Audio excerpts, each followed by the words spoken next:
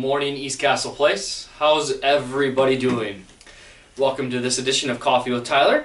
I hope you have your favorite cup of joe or a favorite drink with you, and join me in the first sip. All right, so a lot to talk about today, so let's jump into it. Regarding COVID-19, wow. We're coming in on month 11, but there's some exciting times ahead of us. So, you all should have received, I have some props today, you all should have received by now a memo on your ledge outside your apartment. The memo looks something like this, the front side going over our vaccination prep, and then on the back side, there's the vaccine clinic, February 3rd. So I want to talk about this a little bit because sometimes this may help clarify, and again, if this is repetitive, again, a second time around might not hurt.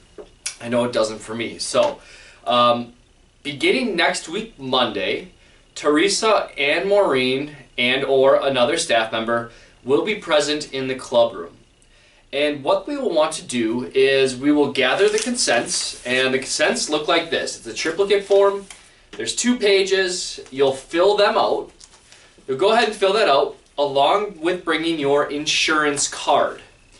Now, once you fill that out, you will give that back to Teresa or Maureen, who will file it for you. We will hang on to these consent forms because, again, we will need these ahead of when you receive the vaccine on February 3rd. In the same vein, and at that same time, we would like for you to bring your insurance card. We will have a copier stationed and available for Maureen or Teresa to make copies of your Medicare card. Again, that is something that they are asking for so that CVS can do their due diligence, but again, there should be no charge that you see for the vaccine itself. If you do, we'll work through that piece, but to my understanding, the government as well as CVS are working together to make sure there's no charge to you for receiving the vaccine. Again, the consents and the insurance cards will be in the club room. We have designated times. We're designating times because, again, we know that we're going to have a high participation in this. And so we're going to give ourselves some lead time so we don't have everybody coming at once. And so in the memo it says the Bradford Terrace and Water Tower residents, so again our Bradford Terrace residents on 1 and 2, our Water Tower residents on 1, they are going to become on Monday between 10 a.m. and 2 p.m. They will fill out their consents, will get their cards, and they'll be set. The same will happen then for the Contemporary building, a little bit longer time frame since there's more of you, and again, you don't have to come right at 9 a.m. I would encourage you to come throughout the 9 a.m. to 2 p.m. because again, we're wanting to mitigate the social distancing as well as there's only 2 of them, and so they can help you fill that out, but ultimately you will be the ones filling that out. But again, just from a social distancing standpoint, we want to make sure we're doing our pieces. And then lastly will be the historic building on Wednesday, January 27th. So again, those time frames, I'm asking you to adhere to them. So if you're a historic building resident, please do not come on Tuesday to fill out your consent. Please do wait till Thursday. Again, that's the time frame that we need, Wednesday. On Thursday and Friday, we'll be going through the list. If there's anybody that missed or anything of that nature, or if you're saying, Tyler, I can't make any of those times or my designated time, let us know. We'll work with you. We will make sure that you get your consents filled out. All right, so that takes care of the front side. Again, the last bullet point is if you cannot make any of those times, please reach out to Maureen and she will work personally with you. Then on the back side, which again will be reiterated next week and most likely a handout will go with you Monday as a reminder, is the vaccine clinic. So again, next week you are not receiving the vaccine, you are merely filling out the paperwork so that we can make this as efficient as possible for CVS, because then they have to enter all of this consent information into their system. It takes them approximately 5 to 10 minutes to do so, and then they can give the vaccine. If they can come in February 3rd and I can hand them the stack of information, they can do it ahead of time, and then when you come into the clinic to get your vaccine, they'll say, Mr. Smith, you're consenting, great, poke the arm with the vaccine, the Moderna vaccine, and then you'll head on your way. It just will speed up things, and we have to be efficient. CVS, our partner, is only here February 3rd, and they're only here for a designated amount of time, and we are looking at vaccinating close to 300 individuals that day. So then on the back side of the memo that was on your ledge, you'll see the vaccine clinic. This is a tentative schedule, and I have to emphasize tentative. The day of CVS comes, we have the confirmed date, we have the confirmed number of doses that are requested, and they said they'll have them available. It's the man and woman power behind that again, CVS wants to make sure we're as efficient as possible. So the CVS teams will be available tentatively beginning at 1 p.m. on that Wednesday, February 3rd. Now from 1 to 2, we're going to have our Bradford Terrace and our Water Tower residents go to Lindsay Hall. You'll see an enter sign near the D elevator in that entrance of Lindsay Hall. We'll have you go in there. We'll have your consents available along with your insurance cards. We'll hand those back to you. We'll review them. You'll sign off. And then you'll go to the other end of Lindsay Hall, get your vaccine. Then from the vaccine, you'll have to go out in the exit door that'll be labeled into the dining room. In the dining room, we will have a nurse present, and that nurse will just monitor for any symptoms that you may have immediately following the shot. So again, that will be the flow, tentatively. Again, the dates and times are subject to change slightly. We will do everything we can to, again, share that with you ahead of time, but I ask for your patience and I ask for your understanding ahead of time. This is a lot of logistics balled into one day, and I know we're all excited for that. So again, from 1 to 2, we're going to ask our Bradford Terrace and Water Tower residents to come. Then from 1:45 till 3:45, we're going to ask for our contemporary residents to come. Again, that's hedging my bet that by 1:45 we'll be in a place where the Water Tower and Bradford Terrace residents are primarily all the way through. Then from 3:30 till 4:30, the historic residents, I'll ask you to come down as well. Again, the other piece I want to emphasize to make this as efficient as possible is to wear a short sleeve shirt. Okay? The short sleeve shirt is going to allow us just to pull up the sleeve and to be able to quickly have the pharmacist or person giving the vaccine be able to give you that quickly. If I were to show up like I am today, well, I would have to first remove my sweater, take off my tie, take off my button-down shirt, then roll up my sleeve, as opposed to rolling up my sleeve. Hence why we want you to wear a short sleeve shirt down to the vaccine area. So again, I know many of you may be cold, and I understand that. Maybe wear a shawl or something of that nature for that time being. But again, I know this is another event, so to speak. We don't need to be dressed to the nines for this. Again, a short sleeve t-shirt like you're going down to work out with Willie. Pull that shirt up, and then you'll be on your way, waiting that 15 minutes in the dining room where you'll be able to be monitored for symptoms. Again, as the memo also states, this is your decision to make. Again, the CDC and many health professionals are encouraging it, and I encourage you to as well. But I urge you to speak with your primary care physician to make sure it's okay for you to receive it. There are allergies and there are risks and side effects associated with this. And so again, I do urge you to consult with your primary care that the vaccine is right for you. All right, so this memo you should have received on your ledge. If you did not, or it fell off, or you lost it, or you're saying, Tyler, I want a second copy, by all means, let us know. Maureen will have copies available. I also did send this out to the loved ones that I've been emailing for the last 11 months in the weekly updates that I provide, so they received a copy as well. So if you are speaking to your loved ones, they will have this information as well to be able to support you Unfortunately, I'm not able to offer it to your loved ones. As much as I would want to, that is not possible. So this is just for East Castle Place. Again, this is your first dose. The Moderna vaccine is 2 doses. So that second dose is scheduled for March 3rd. Much more information will to come. Let's get through the first dose.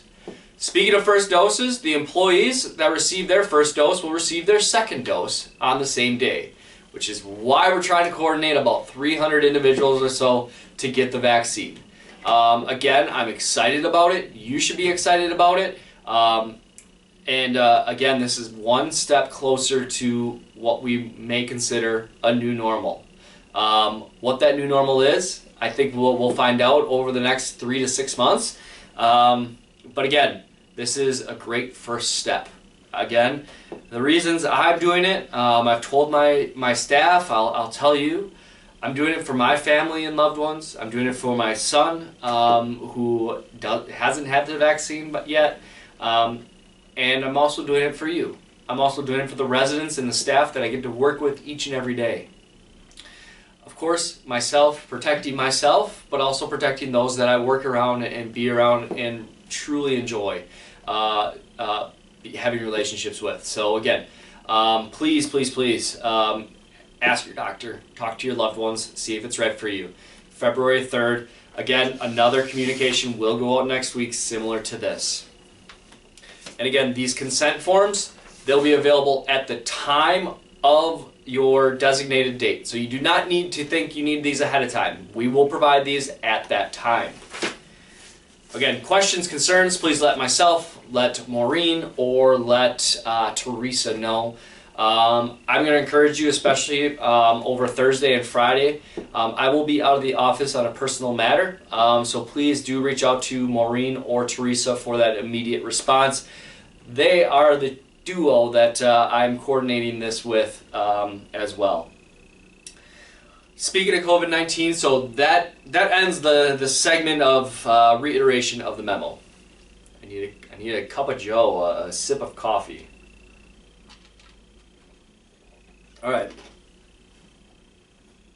COVID-19. I urge you that, again, although as optimistic and as excited as I am about the vaccine, COVID-19 is still here. It is still very much in front of us. We still have the immediate threat well after February 3rd to protect ourselves and to remain very diligent in our efforts to protect ourselves and protect our loved ones and protect our neighbor. I cannot emphasize that enough. Again, I think COVID fatigue has well set in. It's set in for all of us. February 3rd is a date that we're all looking forward to, and then March 3rd when hopefully everybody is vaccinated and we're getting back to what our senses of a new norm. Even up to the February 3rd date, and even after that, your face masks must be worn. Again, these face masks, the face mask that you wear must be worn properly. Just because you get the vaccine does not make you immune to the virus. Just because you get the vaccine doesn't mean you just get to throw these to the wind and get back to normal. Unfortunately, that's not the case. And so again, I caution and I urge you to remain diligent in your efforts to remain socially responsible, wearing your face mask, and taking the appropriate steps. So again, we are looking at when small groups can resume. We are looking at when the dining room can reopen for those that may want it to. The treasure chest is open, and the libraries are open. The fitness center is open. Again, those are small individual activities, and again, we want to mitigate the number of individuals in there, and so there's protocol set up in each of those areas. Again, February 3rd and the vaccine is a great, great defense, and so I'm excited for that. But in the meantime, and even after that, I have to urge you of the brevity of the situation. Wearing your masks, remain socially distant, urging each other to keep up the good fight, keep up the strong fight regarding COVID-19. So again, please, please, please take that opportunity that's in front of you to remain diligent and in your fight against COVID-19. I also want to give a quick thank you. I know you can't read this, that wasn't the intent. The thank yous that have been passed along to myself and the other staff members regarding this continued fight against COVID-19 is always appreciated. That's not a plea for you to say, Tyler, thank you so much, but rather for me to again remind you that encouragement for our staff, for each other, goes a tremendously long way. And so again, please keep that up. I always appreciate the conversations, the smiles that are underneath those masks, and the well wishes. Again, it's an incredible part of being at East Castle Place. So again, keep that up. Thank you so much. We're going to stay East Castle Place strong. All right, that's my COVID-19 update for this Coffee with Tyler. Again, a lot of information was shared. Please let me know. Please reach out to Teresa or Maureen regarding further questions. Other updates regarding the community. The activities upcoming, we have a State of the Castle presentation next week. Excited about that. Please keep a lookout for your activities calendars and the weekly events. And again, thank you to those that are embracing and taking initiative to do things that maybe are outside the usual box and making an incredible, beautiful impact. For instance, the library committee, the quilting projects that are going on. Those are just a few of the projects that are going on that hopefully you're able to engage in. And if you don't engage in them, I encourage you maybe to engage with that. Reach out to Laura Wengler, your Director of Community Life Services, as well as Cooper and Scott and Willie and Gary and all the wonderful people that make this castle click along. So again, thank you for that. The decorations, I mentioned it last week. I do just want to make sure that we continue to make sure that the castle is beautiful as it is right now. I do know that today is obviously, as we're taping this, the inauguration, so there's been some sprinkles of some patriotic and red, white, and blue, which is great. Again, we want to make sure that we stick with the seasonal decor and make sure that, again, it's fluent throughout the community. So again, going to be working with a number of you because I do want the residents to embrace the decorations and things of that nature.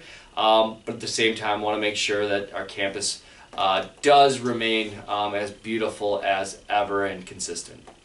Couple of other things, the fire alarm testing, the annual fire alarm testing, it's like clockwork every year, is scheduled. It is supposed to be scheduled beginning next week. A memo will be forthcoming.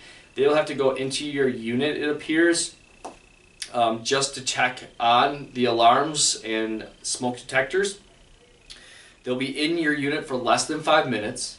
Each contractor will be COVID tested prior to coming onto campus, and so we'll verify that, and then we will have a team member that will be with them. So again, even if you aren't present in your apartment, should be okay, as one of our East Castle Place team members will be in there.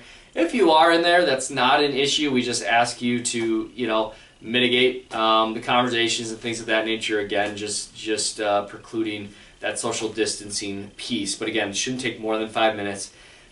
The other piece that most likely you're going to hear is the horns and the strobes. I apologize. That is good to know that they work in the event that we need them. And it is a city regulation. So that is what our fire detection group, that's the group we contract with, they will be coming out next week, the week of the 25th, to do their annual fire testing. That includes contemporary, historic, also in the Bradford Terrace building.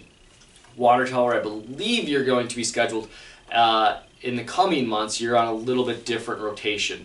Usually we try to rotate Bradford Terrace along with Water Tower Historic and Water Tower, but Bradford Terrace also is in need of it. So again, that fire testing will go on next week. Look for a memo in your box. Out with the old, in with the new. That was the message from Carlos with the menu transition. So I am asking Please throw away those old menus, as those do not stick, and go to the new menus. Again, the menus are available in the mailrooms. There's also an updated bistro menu. There was a question about the bistro, since the bistro menu did have some dollar signs attached to it. As a reminder, the points can be utilized in the bistro, so you're not paying out of pocket for those. That's one of the benefits of going to this points program. But again, check out those new menus, take a look.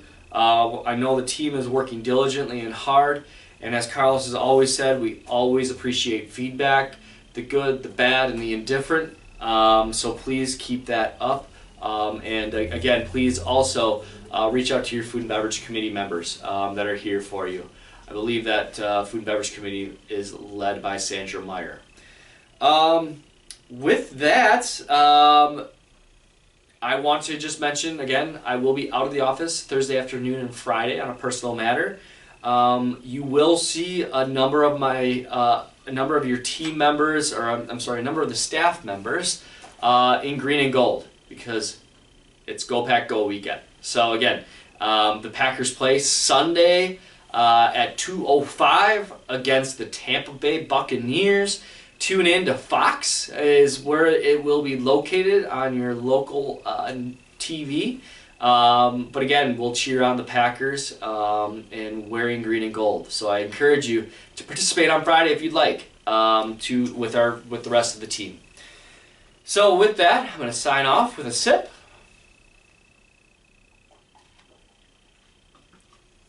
Thank you everybody for tuning in.